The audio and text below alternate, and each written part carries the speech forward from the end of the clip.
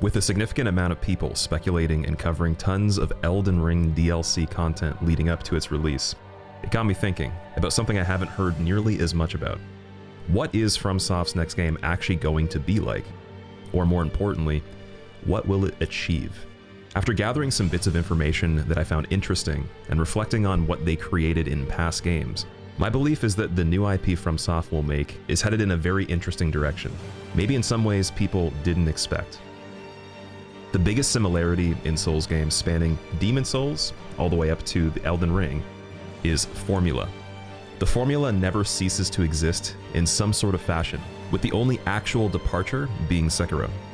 You could argue the fact it has boss fights, health bars on the screen, and is third person, which is enough to be a ripoff of Dark Souls, but let's not forget that FromSoft didn't invent third person games with boss fights. These elements came into play over history of video games overall, and it's impossible to say that Miyazaki invented those things himself.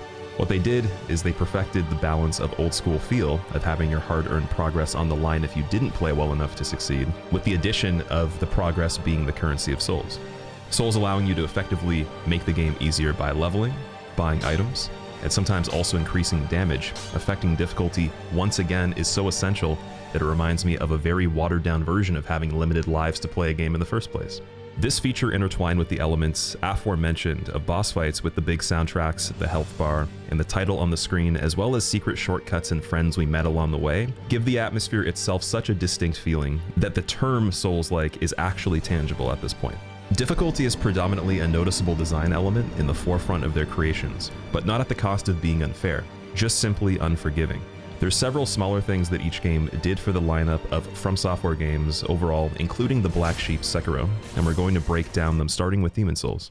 The biggest feature that leaps off the page right away with Demon Souls, even looking back from where we are now, is the character and the world tendency feature. In simple terms, if you haven't played the game, the system functions on a varying scale of black and white tendency, which is actually kind of like a karma system, not based on interactions with the NPCs, but based on dying in human form. When you become human and die in the Archstones, or essentially the non-hub areas outside of the Nexus, each Archstone gets darker until eventually pure black.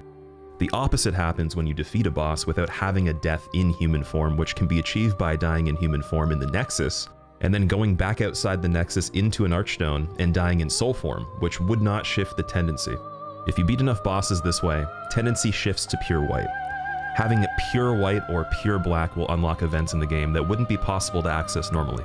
Since Demon Souls, we haven't seen a system like this return at all, and though it's probably unlikely it will come back exactly how it was for a future FromSoft title, it is by far the most unique thing in the game that sets it apart from the rest and the typical formula.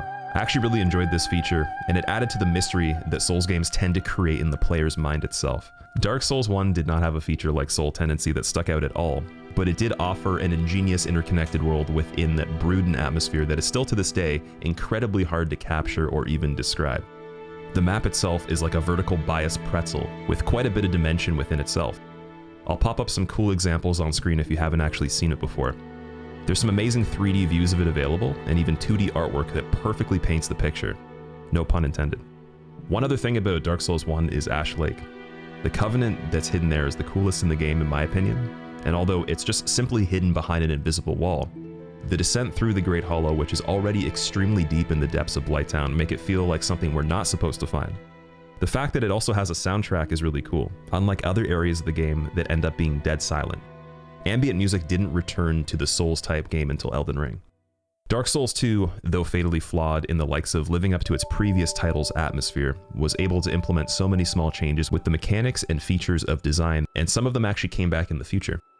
Though adaptability is quite controversial, the fact you have to invest into a stat that makes the character's invincibility on rolling a larger window of frames kind of does make sense. Hear me out. In real life, though it would be demonstrated visually different, you'd have to level up some sort of stat or skill within yourself to avoid objects and attacks more effectively, which would kind of culminate in agility. This is poorly represented with the limitation that the game represents the animation the same regardless of the level of adaptability. But still, it's kind of interesting despite the hate. I think from a perspective of it being a video game and mechanics being earned that are so crucial and balance dependent is a huge point of contention still. The fact that you can two-hand either weapon or even a shield in Dark Souls 2 was completely new at the time, which allowed for some interesting utilization of the character on the fly. Pair this with power stancing weapons that combine the moveset, and on top of that, being actually able to cancel the startup of animations. Well, now we're cooking. You can also roll away from starting to open a door, but that's kind of important, because one of the biggest downsides is that it takes longer than the average human lifespan to get through the door completely.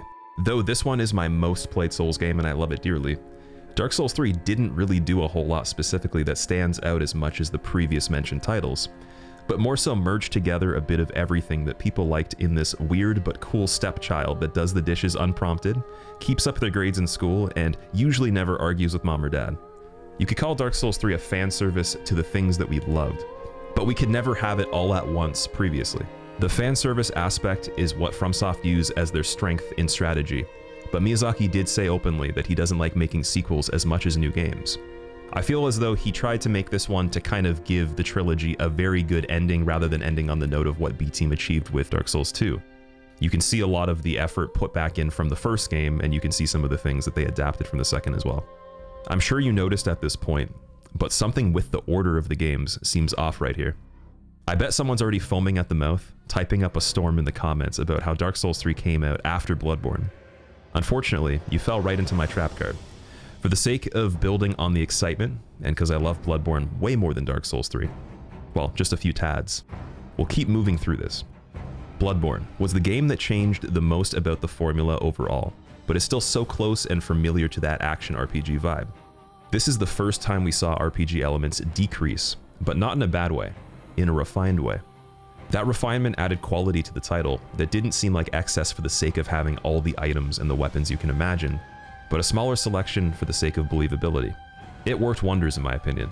The Hunter's trick weapons are immediately an aspect that took some adjustment for players, and I don't have to theorize to know for a fact that this was the first game most of us played that took longer to adjust to, because all of the newness wrapped up in a similar package was a lot to handle. The transform attacks were worth using, though it wasn't necessary. They could give you a significant advantage in gameplay. Pair this with the limb-breaking mechanic on many of the bosses and you have this new puzzle to unfold. The strategy was changing in a very cool direction. The bosses had a lot more health, raw damage, and unfortunately you did not have many tools that you could use at your disposal to make them a lot easier other than trying to leverage the mechanics that were newer. Although even sometimes those mechanics were not enough to make it significantly easier. The quick step in place of the dodge roll really sped up the pace of the game, and the fact that you could still do the dodge roll while locked off had its own advantages too. One wasn't simply better than the other, and it felt like everything Bloodborne did within its mechanics and weapon designs was important. The parry system using guns and bullets to activate the animations, though not too difficult, allowed you to remotely parry at a distance, and then dash or run into critical attacks, which was never possible before. You could of course still be point blank, but this was amazing because it even went as far as allowing you to parry other hunters when they tried to heal. It's a shame that PvP wasn't more organized, because it could have been epic with these nuances. The biggest departure for the atmosphere was easily the story and setting. Much more modern, but with the same fantasy twist that Miyazaki loves in his games. It felt like when first starting it, opposed to the ending of the game, you walked through two different worlds in one. Without knowing the secrets of the Great Ones and the arcane powers, I genuinely couldn't stop wondering about what was in store once hitting Forbidden Woods and realizing the game departed outside the cityscape and Beast Slayer narrative. Sekiro came in hot after Dark Souls 3, and though it was widely received, seemingly from a more general audience as well, the game was polarizing to fans of the classic Souls game formula. Comments like, "I don't like Sekiro because you can't make a character or change the weapons," were not uncommon. The idea of RPG elements were nowhere to be seen, which made this the first FromSoft title that was a pure action game with all the values learned since Demon's Souls as well. It was amazing to me because I'm a huge mechanics guy. I love Sekiro for everything that it's not.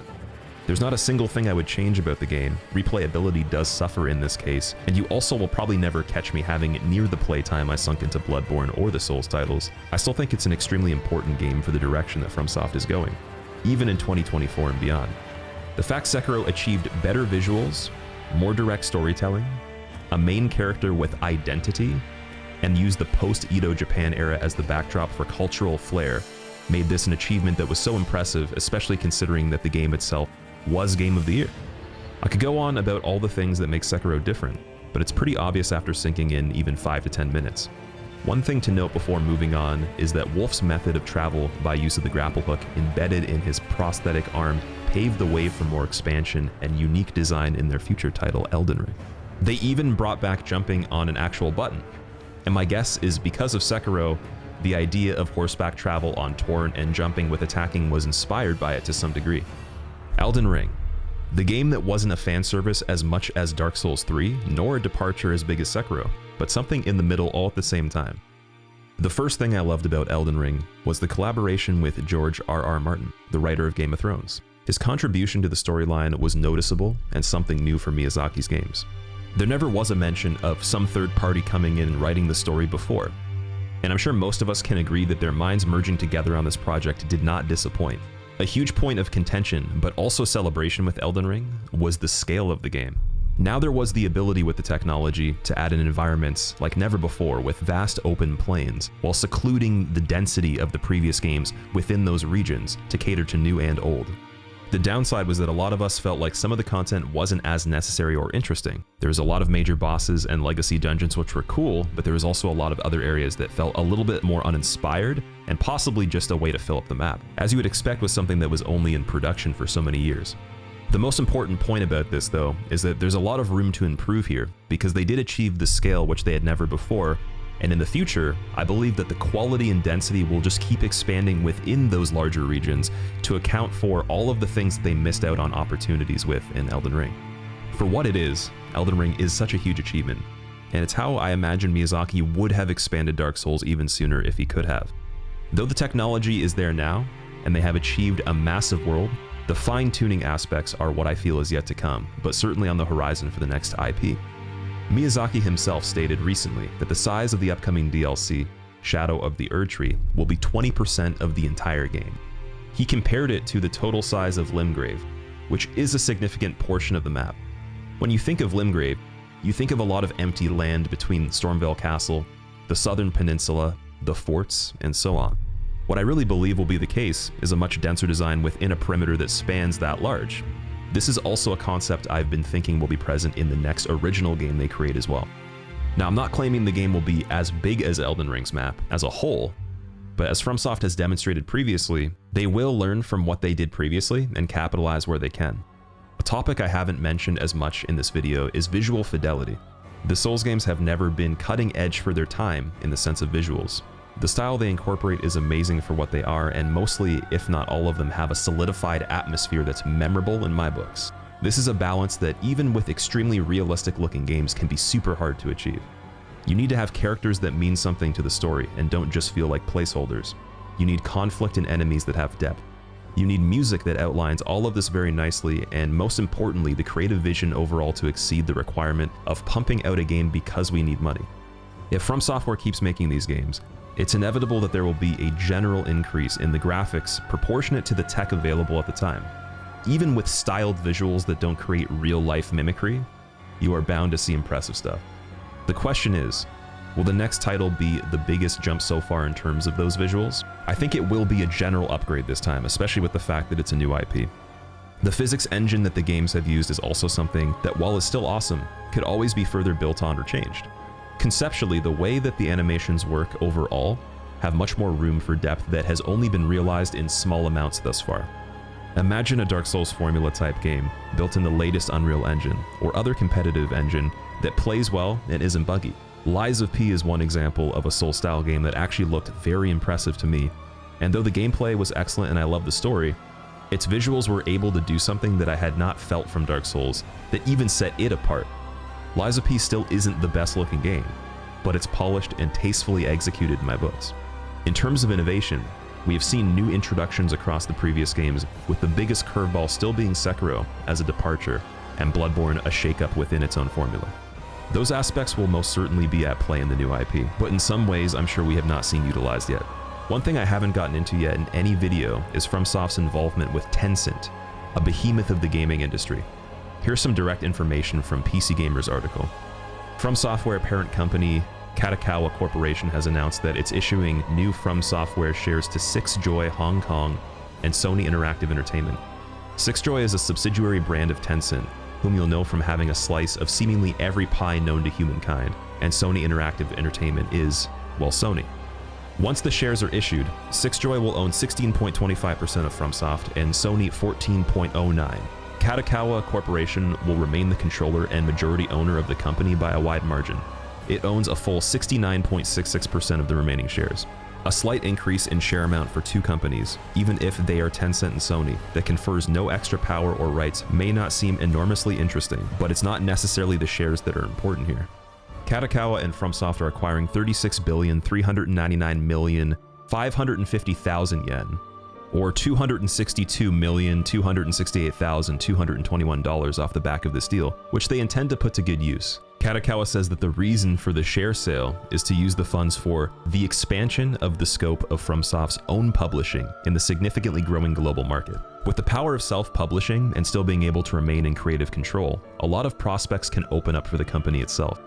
As long as Miyazaki remains in charge of the vision of these projects, I only see more of what's been discussed here coming to life, and I can safely say, in a world of overstimulation, too many choices to choose from, and the desensitization of how good we actually have it as enjoyers of media and games, they will make bangers, and this will continue for the foreseeable future. The timeless quality of many of these titles they already have created is being put to the test right now, and almost every single one of them holds up for me.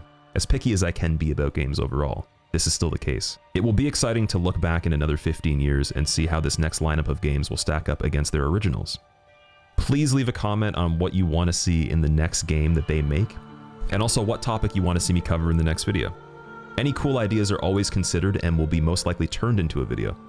If scripted videos and edited gameplay is not for you, I do have an unedited channel that has the long play of a lot of the runs that you might see on this channel, as well as some stuff that doesn't make it to it that will be on the screen and in the pinned comment below, as well as my music channel. I'll see you guys in the next video. Take care.